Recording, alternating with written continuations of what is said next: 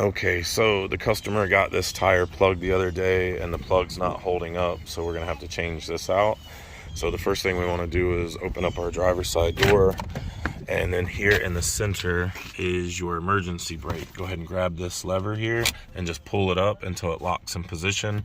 That's going to set your parking brake for you, so that way the vehicle doesn't fall off of the jack. So the next thing you're going to want to do is get your jack out.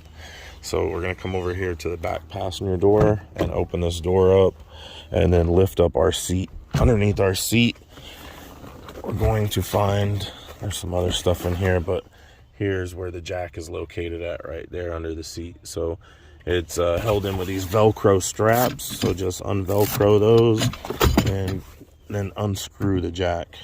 Has this little plastic wing nut thing on here, right here, and then that's it, just one, and that'll get the jack out.